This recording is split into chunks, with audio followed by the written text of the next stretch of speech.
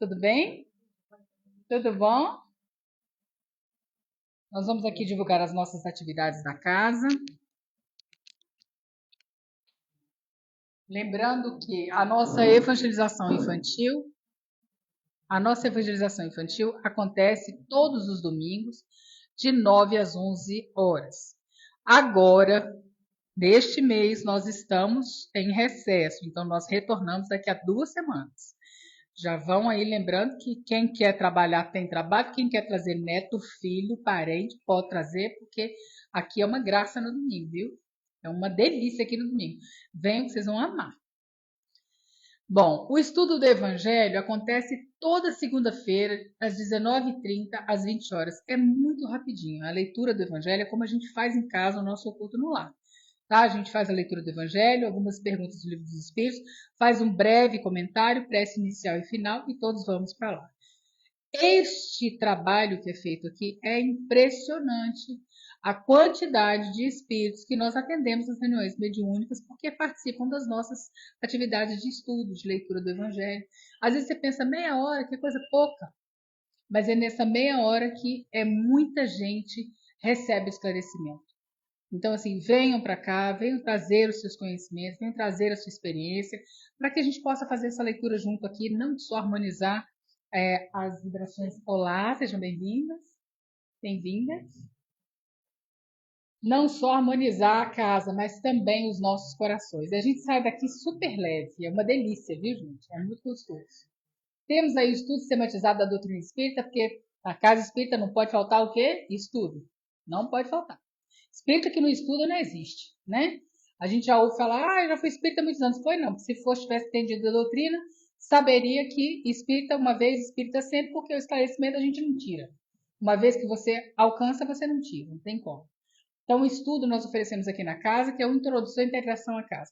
Ah, Inês, mas eu já participei de todos os módulos, eu não sei aonde, sei aonde, sei aonde. Que bom, então venha trazer a sua experiência e repartir com quem não tem, tá?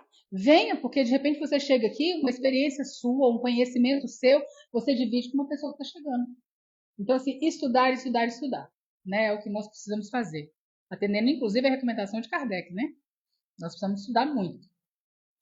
Palestra pública, que é essa nossa atividade aqui, que faz parte da nossa atividade de atendimento espiritual. Então, a gente pensa que é só uma palestra de divulgação doutrinária.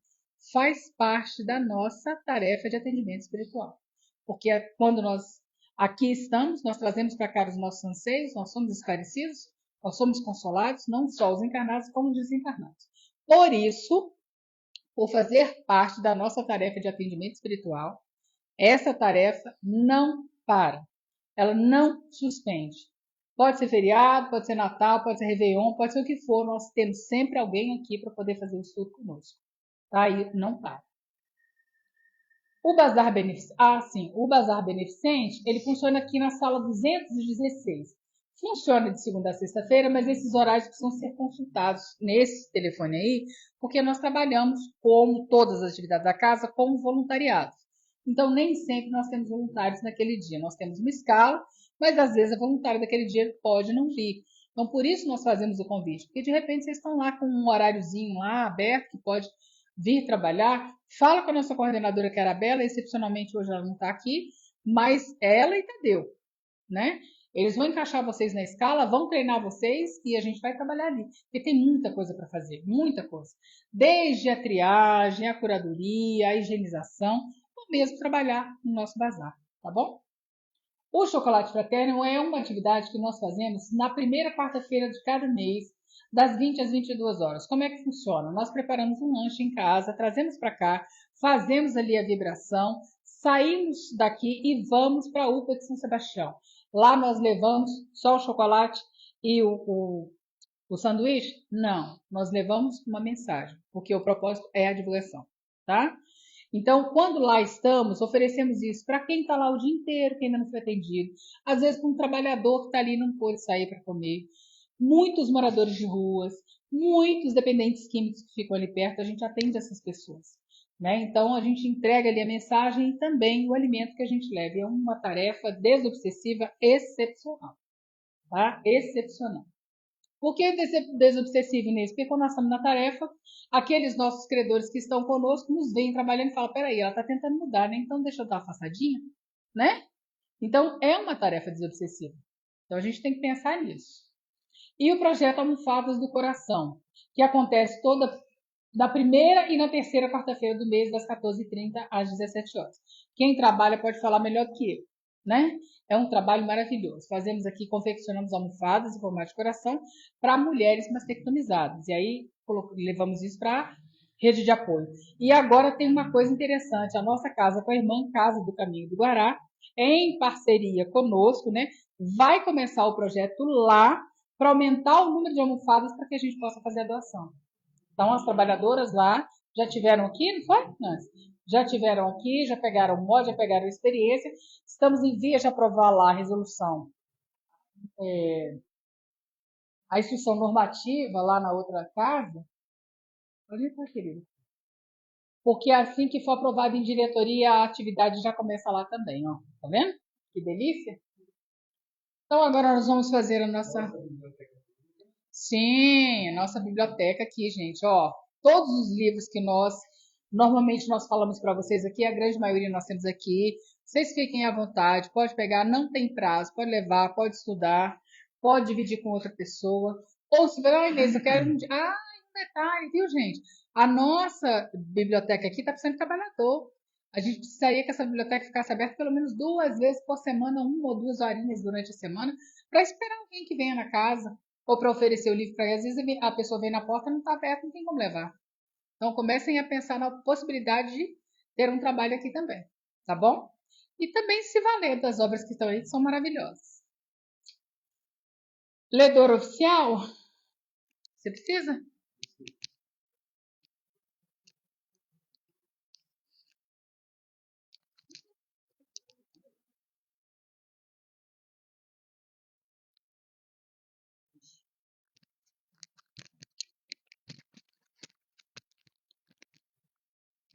Preserva a ti próprio.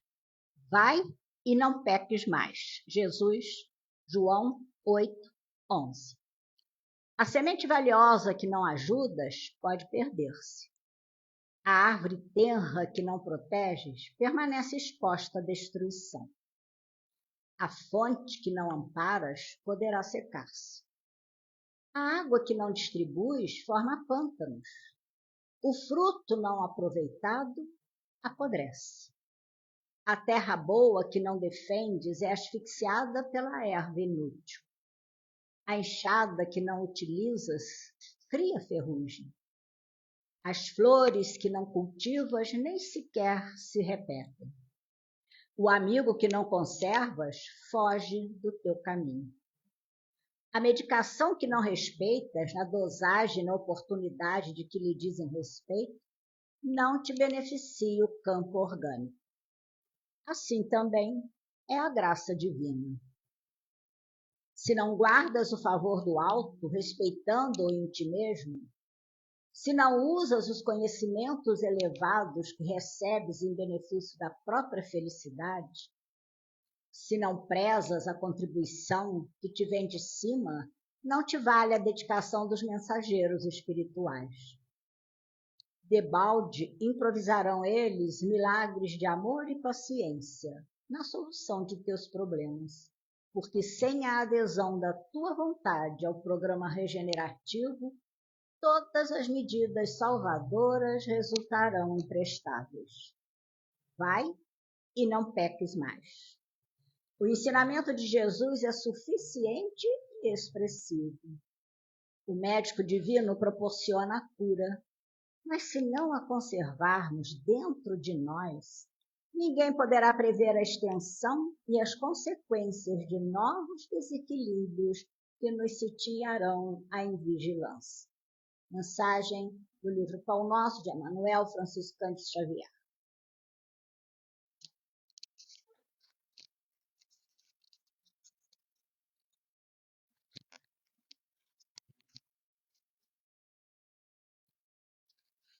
Nós vamos diminuir as luzes um pouquinho para facilitar a nossa concentração. elevando os nossos mais sinceros sentimentos a Jesus nesses instantes, para que possamos senti-lo em meio a nós, atendendo à sua promessa de que quando estivesse 2 ou mais em seu nome unidos, ali ele estaria. Cá estamos nós, Mestre querido, mais uma vez, reunidos em teu nome, para, por meio das reflexões trazidas pelo nosso irmão Marco, refletirmos sobre as nossas condutas, sobre os nossos pensamentos, pacificarmos a nossa alma, entendermos a justiça divina e o amor de Deus para conosco. Por isso, Senhor, te pedimos permissão para iniciarmos essa tarefa com muita alegria, em especial pelo auxílio de toda a espiritualidade amiga que já muito aportou a esta casa, trazendo também os nossos irmãos desencarnados que, como nós, precisam do esclarecimento, do auxílio, para o consolo, para o bom entendimento das leis divinas.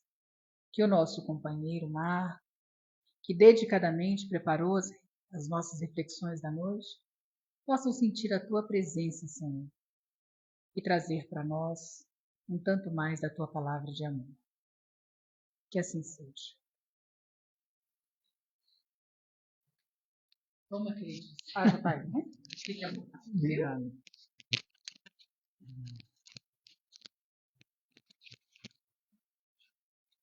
Abençoe-nos, Jesus, o nosso bom e amado Mestre. Divaldo Franco coloca-se no seio do Espiritismo, da doutrina espírita, a condição daquele missionário semelhante aos grandes trabalhadores do Cristo, que devotou integralmente a sua vida a nosso serviço e a serviço do Cristo.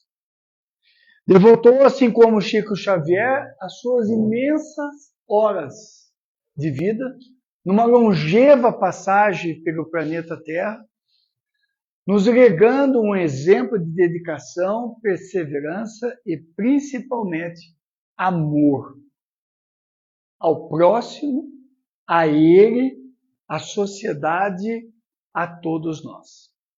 Quando nós olhamos o trabalho de Divaldo Franco, nós ainda não temos condições de dimensionar o impacto que ele teve na Terra, a sua passagem, e o que terá ainda de impacto. Quando nós folheamos as páginas das obras de Manuel Filomeno de Miranda, as páginas do Espírito Amélia Rodrigues, o legado inesquecível e fundamental da psicologia transpessoal com a Joana de Ângeles, nós estamos diante de um conjunto de ideias e de conhecimentos que a sociedade terrena ainda não conseguiu identificar na sua profundidade.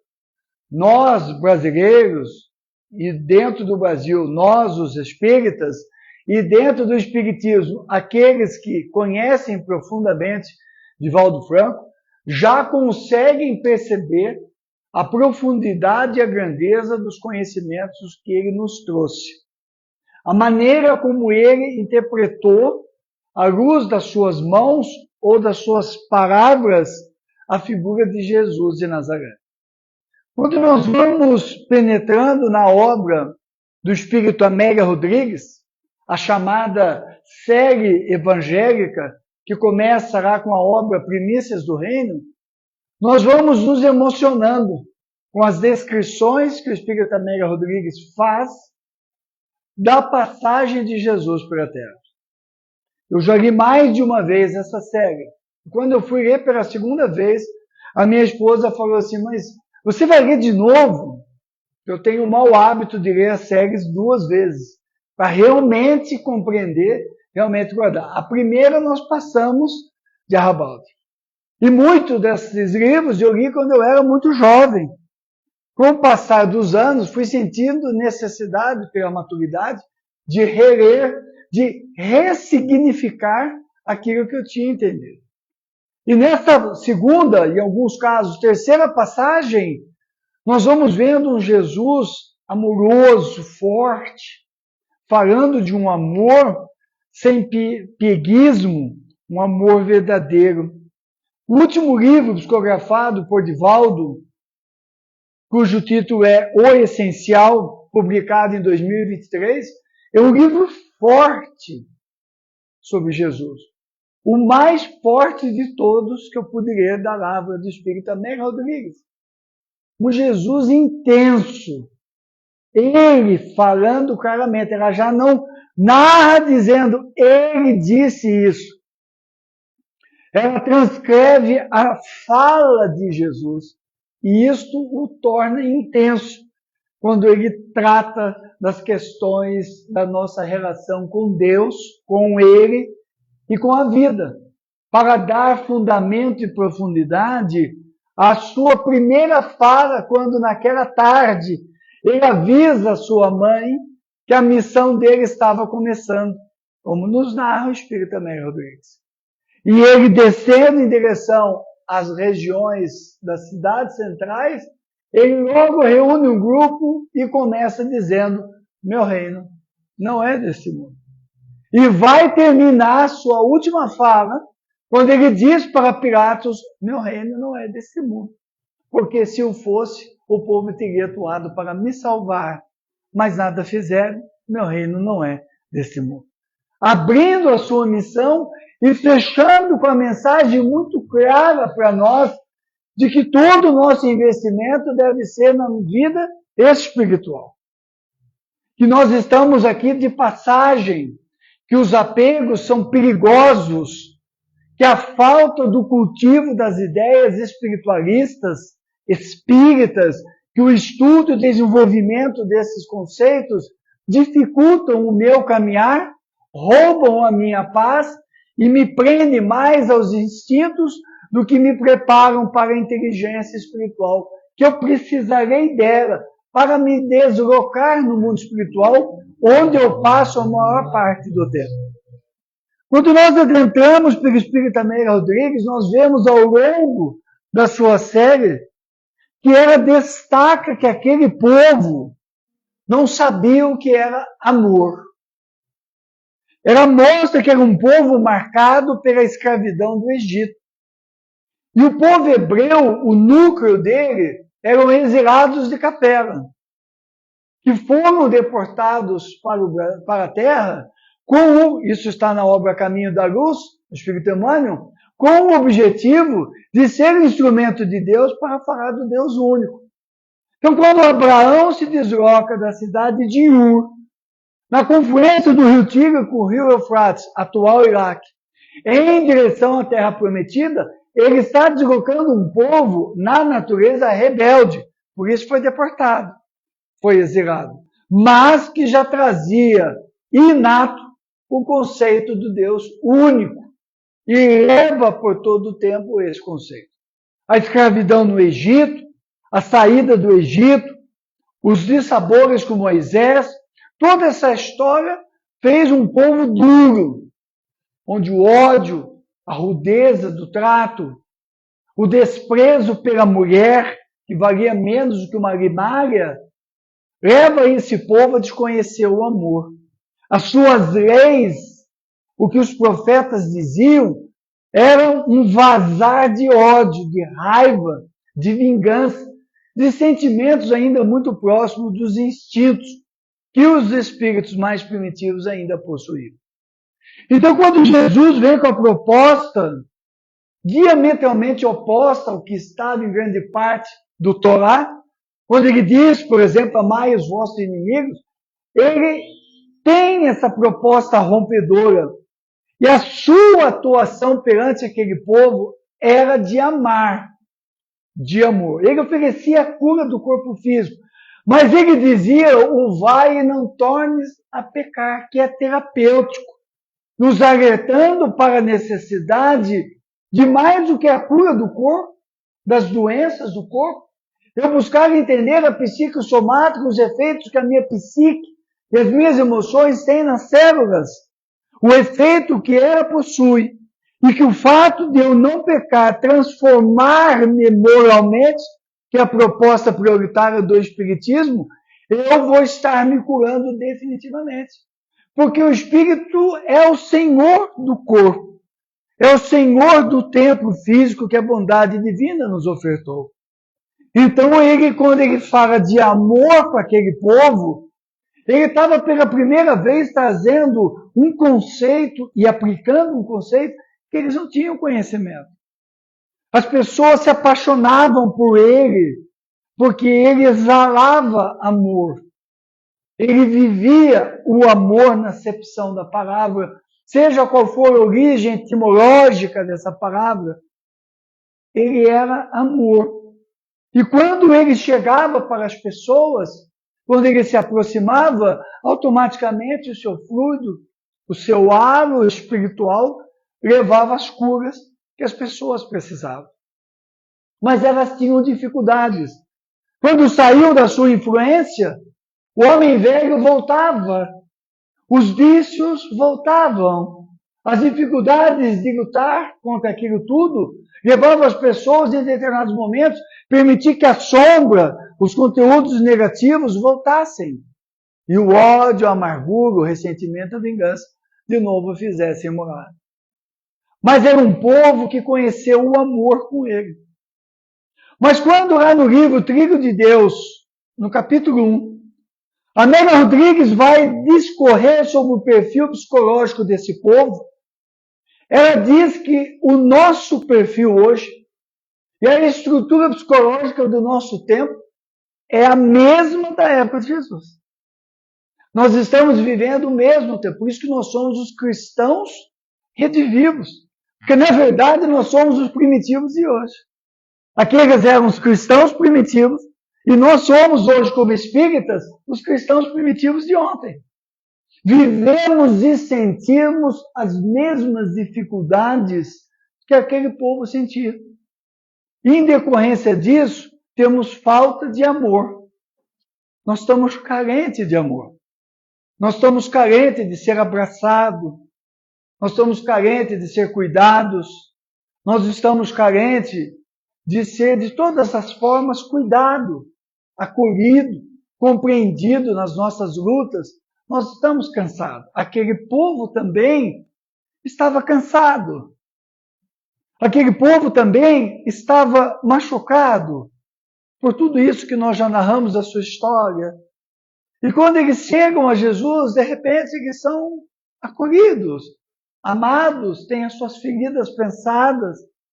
E o Evangelho vai trazendo uma torrente de exemplos emocionantes e lindos, maravilhosos, como aquele em que ele se ajoelha no chão, e quando ele levanta a cabeça na praça de Jerusalém, em frente ao templo, pergunta: mulher, onde estão aqueles que te condenavam? A mulher adulta. E não estão mais, se foram. Então vá e não tornes a pecar. Amor. Ou quando ele acolhe Maria de Magdala, que vinha de 7 encarnações como prostituta, lutando, sofrendo pelo hábito de vender o corpo que ela não conseguia se libertar. E de repente, machucada por esse tempo, por essa agonia que ela trazia, ela vai até ele. E ele a acolhe. E ele a abraça. E ele olha no olho dela. Ele entende a dor dela. E isto é amor. E resgata de tal forma aquela mulher, que é a ela que ele aparece em espírito pela primeira vez, depois da morte. Por que Maria de Magdala? Primeiro, porque era mulher. Ele queria dar um recado muito contundente para toda a sociedade terrena e para os apóstolos, dizendo a eles: não é o gênero que mostra a qualidade e o tamanho do Espírito, mas sim aquilo que ele é. E ele mostra isso. Ele queria mostrar a força de uma mulher e de um Espírito de lutar contra os seus vícios. Porque ela radicalmente abandona tudo e passa a segui-lo. E deixa o caminho aberto para ela, que ela transforma em trabalho e dedicação ao próximo, até morrer carcomida pela lepra. Esse ambiente que se tinha na época, e esse mesmo ambiente nós estamos hoje. Nós estamos cansados de ódio, de vinganças, de destruições, de guerras, de amarguras, de ressentimentos, de traições.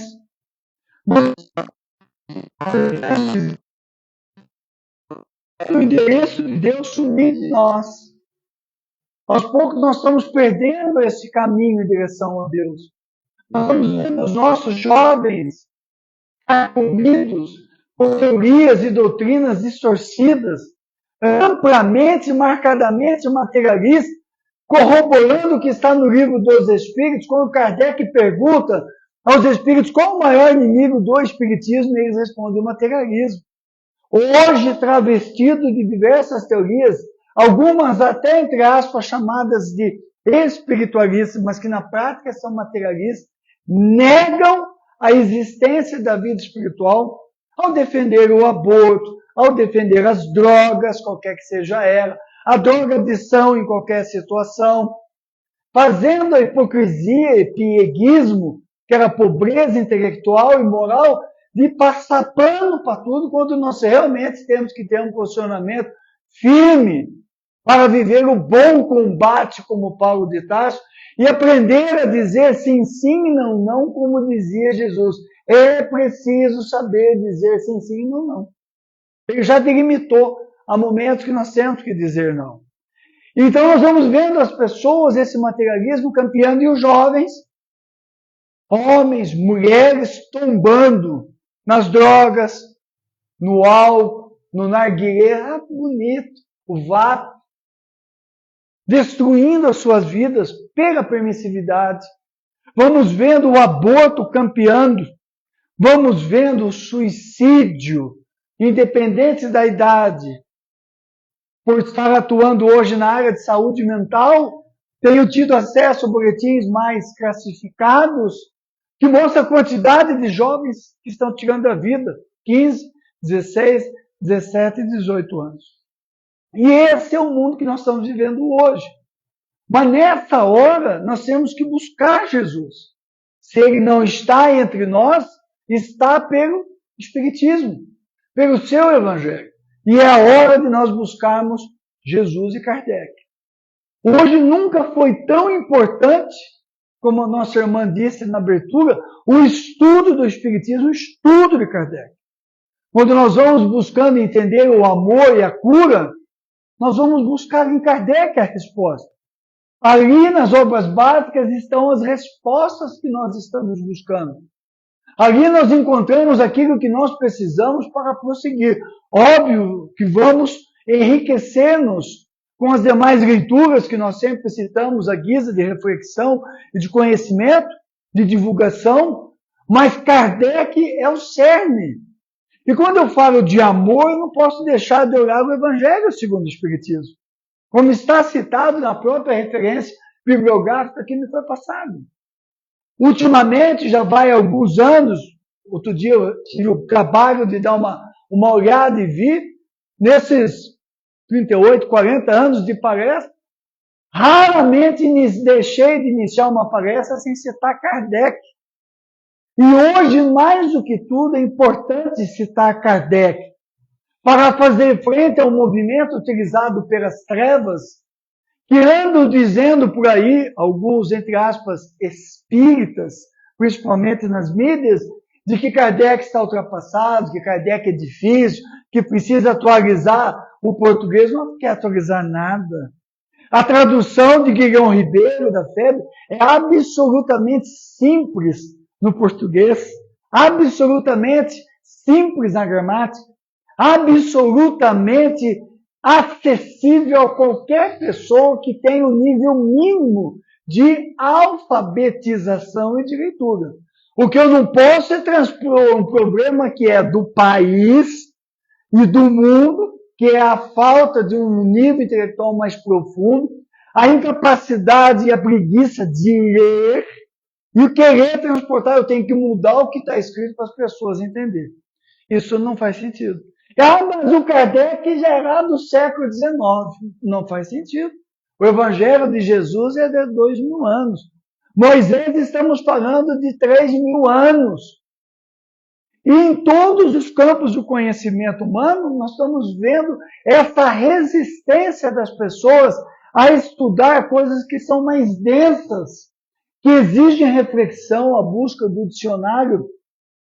Na área, por exemplo, da saúde mental, é comum as pessoas agora dizerem que Pierre Janet, o eminente Dr. Charcot, Freud, Jung, Adler, Mears, são ultrapassados. Mas a base do estudo das histéricas de Salpêtrière do Hospital de Paris, quando começaram as discussões dos estudos sobre a psiquiatria e os transtornos psicológicos, não pode ser desconsiderado. É a base, é a mesma coisa que eu achar que 1 mais 1 igual a 2, eu não preciso aprender. Eu preciso aprender mais equação de primeiro grau, de segundo grau. É a falta de busca do mais denso. Que o dedinho do smartphone e do iPad vai tirando, eu vou vendo videozinho, eu vou vendo as coisas, e não tenho mais a paciência, porque o cérebro é viciante. Isso é ciência. E sendo viciante, ele vicia no que é fugaz. E a leitura requer uma leitura, uma atenção maior, que o videozinho não tem. Reflexão, integração de conhecimento. E isso não é verdade, é muito mais gostoso o dedinho. Isso é muito diferente. Então, nas casas espíritas, quando nós trazemos essa reflexão, é para nos ensinar, porque isso vai passar. Há um volume grande de espíritos vindo do planeta Sirius, de Capela, da constelação de Cocheiros, que já estão encarnados. Espíritos de uma envergadura espiritual muito maior do que a nossa, e que vão reverter esse quadro. Mas nós precisamos fazer o trabalho daqueles que estão arroteando o solo. Nós estamos com a enxada batendo no chão duro, nós somos inferior. Mas esse bater a enxada é importante, esse trabalho. Todos os centros espíritas estão atentos a isso, porque são reservas que no momento adequado serão trazidos para então ampliar a luz e nós vamos estar guardando esse tesouro que era Kardec e essa hora já está chegando. E quando eu vou buscar Kardec, lá no capítulo 11, eu encontro amar o próximo como a ti mesmo. E no capítulo 22 de Mateus, que é a passagem que está colocada ali, eu vejo aquela frase lapidar de Jesus. Amar a Deus acima de todas as coisas e ao próximo como a ti mesmo. Ele responde ao fariseu, na passagem de Mateus, dizendo a ele que toda a lei e todos os profetas estão contidas nessa frase. Essas são as palavras de Jesus. Toda a lei. Então, se eu seguir só essa lei, eu já estarei no bom caminho. Quando eu divido essa passagem do Evangelho e analiso terapeuticamente o amar a Deus acima de todas as coisas, eu já tenho um caminho para a cura. Porque amar a Deus é muito mais difícil do que nós logramos examinar. Recentemente eu fiz uma palestra sobre a prece espírita e várias pessoas depois comentaram comigo. Mas uma em especial me chamou a atenção. Terminou a palestra, teve o passe. E aí eu estava saindo, eu fui aplicar o passe. E quando eu estava saindo da cama de passe, a pessoa me abordou e disse assim, hoje eu entendi o que é prece espírita. Mas eu queria te fazer uma pergunta, porque no bojo da prece eu citei a passagem do livro dos Espíritos que trata da prece espírita, onde fala louvar, agradecer e pedir, LAP. Eu divido assim, LAP, tá? Louvar, agradecer e pedir. Então eu discorri sobre como louvar, como agradecer, como pedir. E ela me disse, o agradecer e o pedir, eu já tinha entendido. O louvar eu não tinha entendido. E nunca gostei de louvar. Por que você nunca gostou de louvar? Porque louvar me dá uma ideia que eu tinha que colocar alguém como se fosse um mito, num pedestal. Olha as distorções das teorias de hoje. Somos todos iguais. E leva isso por uma interpretação equivocada. Eu disse para ela, você já leu o livro dos Espíritos? Eu li, o que está escrito na primeira pergunta do livro dos Espíritos? Eu não me lembro, então eu vou te lembrar, porque eu sei ela de cor. Kardec pergunta, que é Deus? Ele não pergunta não o que nem quem. Ele pergunta, que é Deus? E o que os Espíritos respondem? Inteligência suprema, causa primária de todas as coisas. E perguntei para ele, quando você se deu por gente na Terra, já tinha o céu? Já tinha o céu. Já tinha o mar? Já tinha o mar. Já tinha as estrelas? Já tinha o sol? Já tinha vegetação? Já tinha tudo. Quem pôs tudo isso aqui? Eu? Não. Você? Também não. Alguém. Então não faz sentido você não reconhecer Deus. Amar a Deus acima de todas as coisas. Quer dizer, Jesus sabia da nossa dificuldade inferior em efetivamente reconhecer Deus como a causa primária de tudo. Alguém, algo, aquilo que é o responsável pela minha existência. E isto tem um poder de cura. Porque quando eu amo a Deus, reconheço nele essa inteligência suprema, a causa primária de tudo, eu desenvolvo em mim um sentimento de proteção. Eu estou protegido. Alguém está cuidando de mim. Eu estou acolhido. Não sei exatamente o que virá, mas eu sei que virá o que é melhor para mim, porque Deus me ama. Então, quando eu reconheço amar a Deus acima de todas as coisas, eu passo a ter a cura. Porque a ansiedade e a angústia sobre o meu destino, sobre de onde eu vim, quem eu sou, porque estou aqui, querendo entender coisas, compreender coisas que não estão no meu alcance, porque eu sou inferior espiritualmente, me aliviam e me curam. Quantas pessoas que chegam ao médico, ao psiquiatra, ao terapeuta, vão tomar remédio com ansiedade pelo simples fato de não reconhecer a supremacia de Deus, amar a Deus acima de todas as coisas, disse Jesus. Os fariseus tinham uma dificuldade enorme de amar a Deus. Eles tinham a necessidade de dizer que louvavam Deus pelo exterior. Mas amar a Deus é algo muito maior, porque significa este reconhecimento de que alguém dirige a minha vida. E a fé surge dentro de mim. Porque eu tenho fé que tudo vai dar certo. Posso não saber o como, mas Ele está dirigindo a minha vida e eu adquiro a cura. Vivo com leveza, porque Deus está cuidando de mim. E quando eu vou para a segunda parte, amar o próximo como a ti mesmo, eu vou tendo uma outra visão do amor e da cura. Porque Jesus coloca em nossas mãos o ato de amar. Amar não é um verbo que se define por uma equação matemática ou física ou química.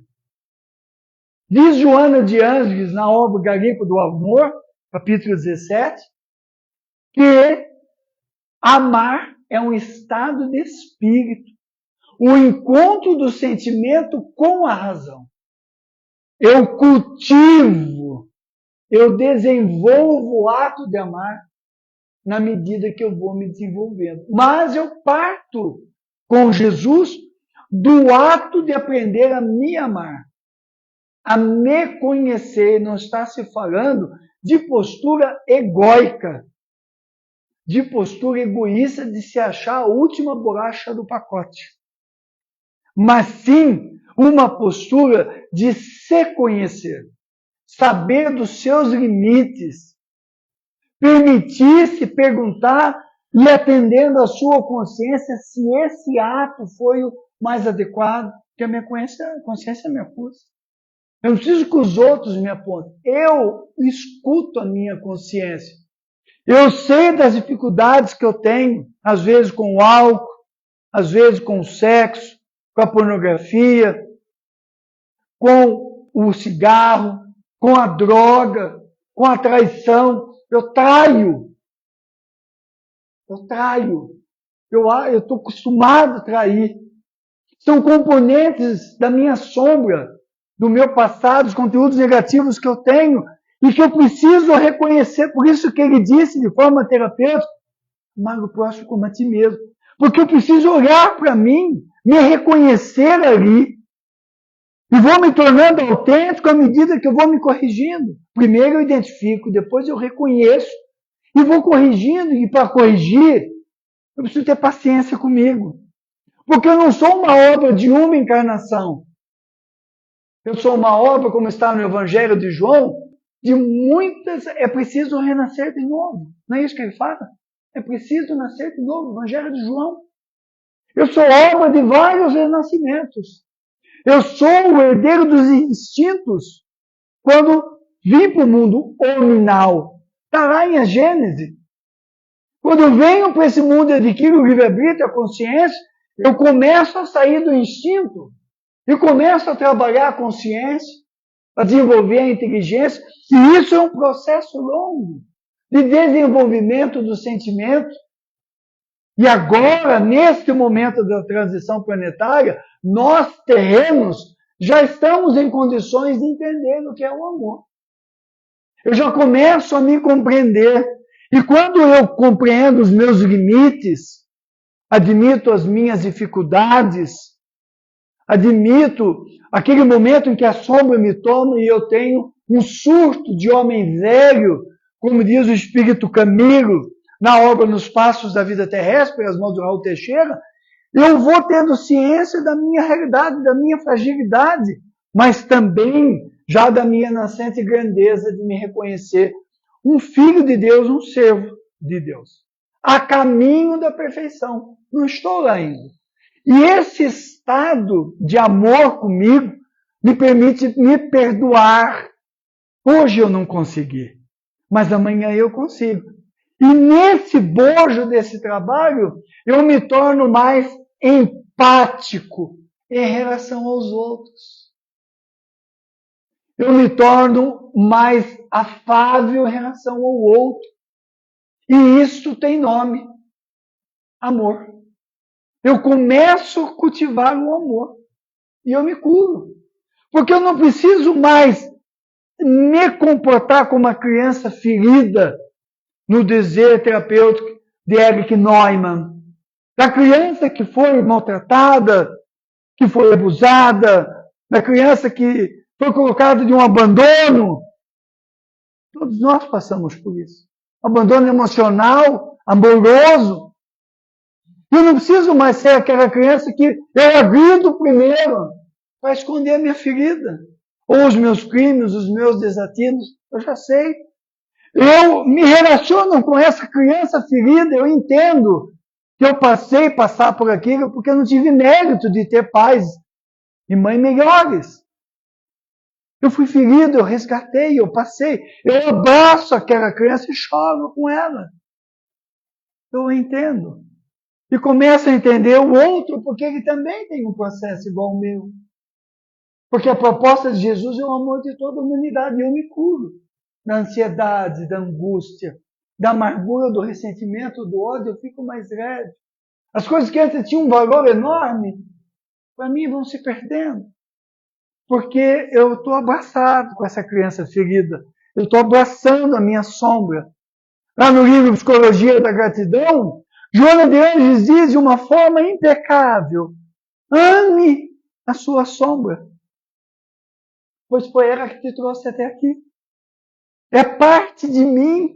Eu precisei passar desde o começo do mundo nominal por todos esses processos de burilamento para eu poder chegar onde eu cheguei, para eu estar aqui hoje.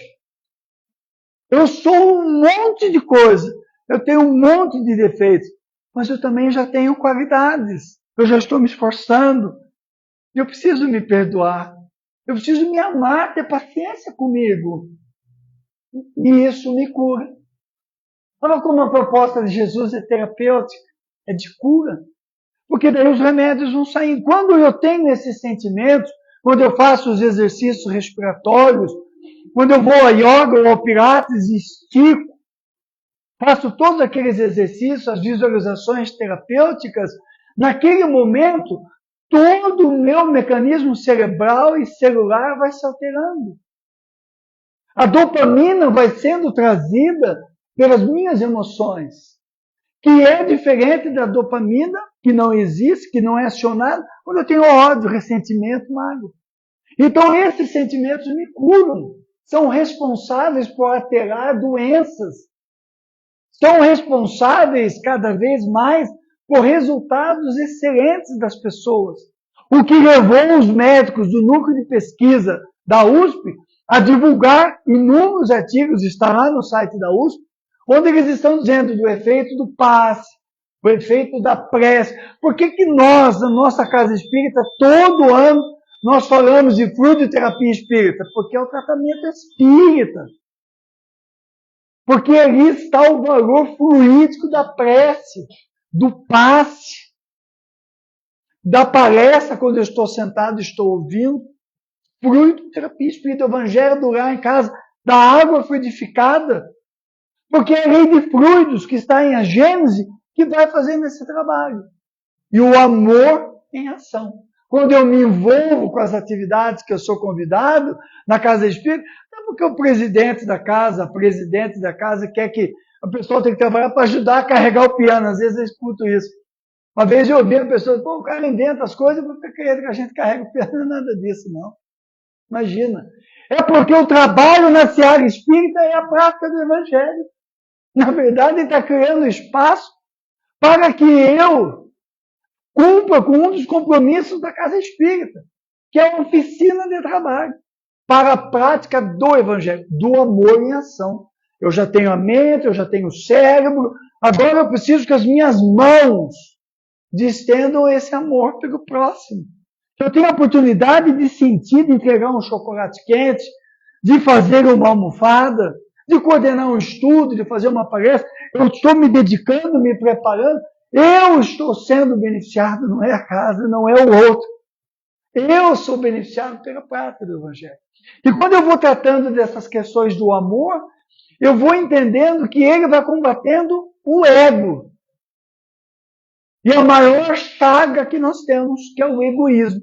Egoísmo vem de ego. O que é o ego? É quando eu nasço no corpo físico. A minha consciência, aquilo que eu sou, marco, o ego marca. Que eu acho que eu sou o dono da coisa. Eu quero ficar na Terra, eu estou acostumado a estar no corpo físico, eu gosto da matéria. Eu tenho sensações, instintos ainda primários, por ser um espírito inferior, que me prendem e eu me agarro. Tudo aquilo que parece. Mas a proposta do self, do espírito imortal, é o quê? A mortalidade da alma, o mundo espiritual. Então, eu, como tenho uma força do ego muito grande, eu agarro tudo, fico egoísta. E a maior chave da humanidade diz o Espírito Emmanuel, nesse mesmo capítulo 11, numa mensagem lindíssima chamada Lei do Amor, que eu recomendo estudo e reflexão. Porque ele, Lázaro e Fénelon vão tratando da lei de amor, que é um processo de cultivar essa lei ao longo dos séculos, que eu estou aprendendo a conviver, que eu estou aprendendo a olhar para o outro sem se considerar a última bolacha do pacote, é a pessoa mais importante. Nos relacionamentos, hoje em dia, é muito comum a pessoa achar que o outro vem para servir a ele. O homem ou a mulher quer moldar do jeito que quer para atender os seus objetivos. Às vezes o homem quer continuar com os amigos para jogar futebol, tomar cervejinha, para sair, quer continuar com a vida de solteiro. Isso não existe. Ou a mulher quer as minhas amigas, filho, e vai tirando, e ele tem que fazer o que eu quero, porque vai fazer o que eu quero, e quer dominar o espaço. Isso nós vemos muito no consultório, na terapia de casal. Egoísmo. Egoísmo. Idade da garatuja. Eu ainda acho que eu sou a pessoa mais importante do mundo. E casamento, relacionamento é parceria. É abnegação, resignação, porque eu abro espaço na minha intimidade para que alguém adentre. E desse adentrar, sairá um novo espaço. para acolher os espíritos que estão vindo. Simples assim. É um ato de amor com os filhos quando eu abro o espaço e convivo harmonicamente, sabendo que os dois são importantes. Nem o homem, nem a mulher. Ambos são importantes no relacionamento. O casal, a parceria, é dos dois. Então, o egoísmo, que é a maior chaga, é combatido por esse entendimento do amor. Quando eu presto atenção nisso que Jesus fala, eu adquiro a cura. Quando eu cedo ao ego, eu fico doente. Eu adoeço, porque não existe no mundo nada que vá atender tudo o que eu quero. Que vai fazer com que eu tenha tudo aquilo que eu acho que tem que ter pela minha inferioridade. Eu tenho aquilo que é possível, aquilo que eu preciso para vencer na jornada reencarnatória. Por isso que Jesus constantemente falava, vá e não tornes a pecar. Porque ele sabia o que estava por detrás, vai e não tornes. Pecar não é nesse sentido do verbo. É não reincidir no erro, é não se machucar, é não se amar, na verdade. Pecar é não se amar, não se respeitar. Quando eu cometo um ato, eu não firo o outro, eu firo eu, porque eu sei que aquilo não é correto. Quando eu traio a mim, eu machuco a mim. Quando eu faço alguma coisa, ninguém ficou sabendo, a pessoa, é a mim que eu estou ferindo.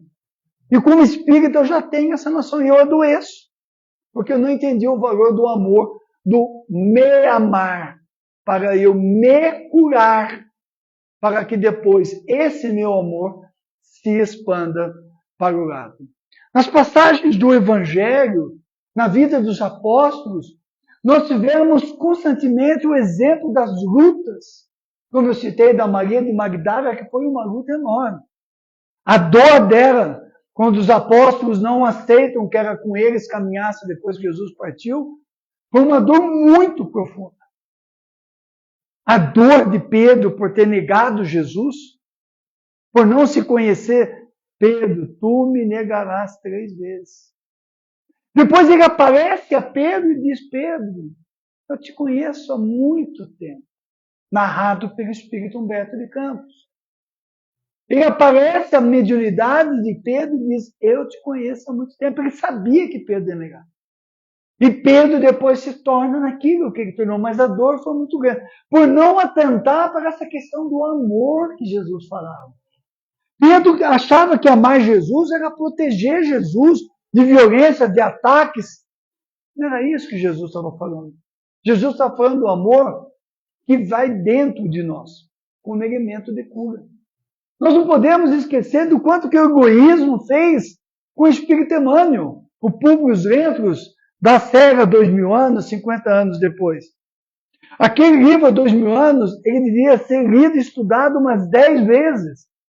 Porque ele fala de relacionamento com os dias de hoje.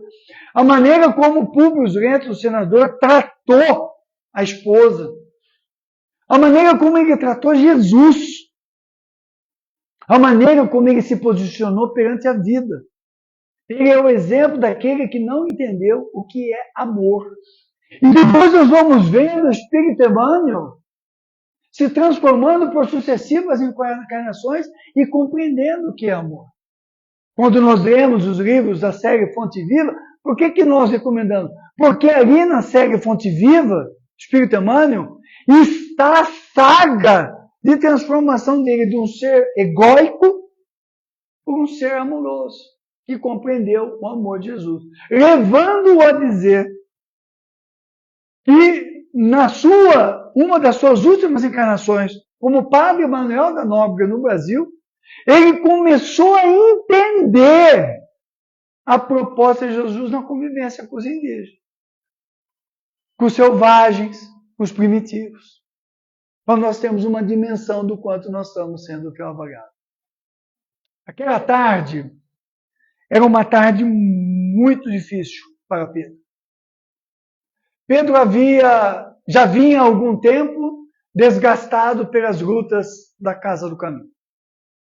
Pedro ainda trazia no bojo, apesar de Jesus ter mais de uma vez aparecido a ele, em espírito, ter falado com ele sobre a negação, ainda o resto de depressão remanescia na intimidade de Pedro. Pedro demorou muito tempo para vencer a negativa de Cristo. Aquela madrugada em que Jesus foi preso, e que o olhar de Jesus encontra Pedro no momento em que ele nega Pedro pela terceira vez, lugar no canto, e o olho de Jesus sendo já chicoteado, e encontra o de Pedro, marcou Pedro profundamente. Uma imagem que estampou na mente dele, porque Jesus confirmava aquilo que tinha. E, na verdade, Pedro amava Jesus. Muitos de nós, e nós estando aqui hoje, nós amamos Jesus. E quando a gente comete um erro, um equívoco, muitas vezes a gente chora, sofre, porque a gente sabe que Ele não vai nos condenar. A gente não queria fazer isso. A gente não queria cometer aquele equívoco, a gente não queria ser desse jeito. A gente já sabe o tamanho de Jesus, o que Ele representa para nós. Isso nós já podemos sentir o que é no coração de Pedro, que estava do lado dele. Que amava. Que levou Pedro a dizer, foi a única pessoa que me amou daquela forma. E ele negou, ele abandonou. Mas naquela tarde, após atender doentes, após atender abandonados, crianças, idosos, velhos, Pedro, cansado, ouviu críticas à sua atuação. Pessoas que reclamavam do que estava sendo dado, os ingratos. Isso tem todo o tempo. Pessoas que reclamavam do que estava sendo feito, a comida não estava boa, e não sei o quê. E angustiado, agoniado, revoltado, chateado, triste, Pedro se recolhe a um canto e começa a questionar o valor daquele trabalho. Começa a pensar, indo tomar a decisão de parar com aquele trabalho. Qual de nós não teve vontade de fechar o centro espírita?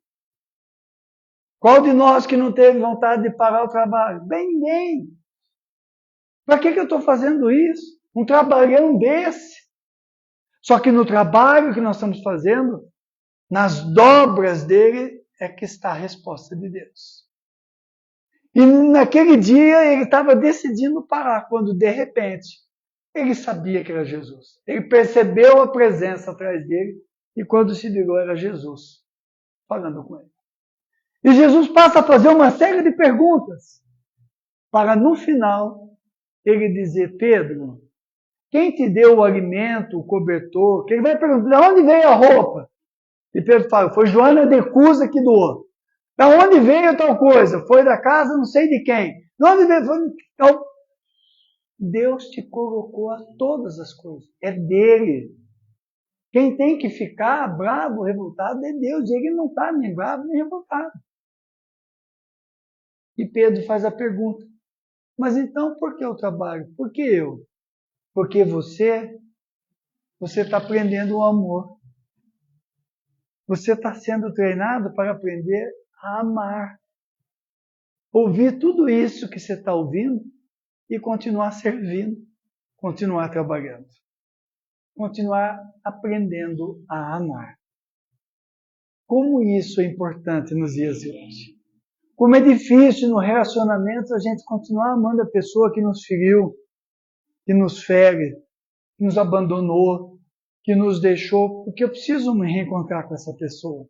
Como é difícil eu olhar para o lado e continuar a amar quando a pessoa me agride, quando eu me sinto solto, largado, sozinho, na solidão do trabalho. Eu preciso aprender a amar. Todo o trabalho está aqui, foi Deus que nos deu tudo isso. Mas o nosso ato de estar aqui hoje, de aplicar o passe, de acolher as pessoas, nós estamos aprendendo o valor do amor. E isso é que vai nos curar. É isso que vai nos levar ao encontro conosco e ao encontro com a paz. Tenhamos a certeza de que nós fomos preparados para estar aqui hoje, nesse momento da Terra, preparados pelos benfeitores, para vencermos as nossas dificuldades íntimas, não importa quais sejam. Nós fomos convidados por Jesus para estar aqui. E nós fomos convidados porque dentro de nós já há muito amor. Nós não sabemos, mas Jesus sabe. E nos colocou na mão a enxada e a charrua para nós simplesmente colocarmos esse amor a serviço de Jesus. Jesus conosco, Senhor.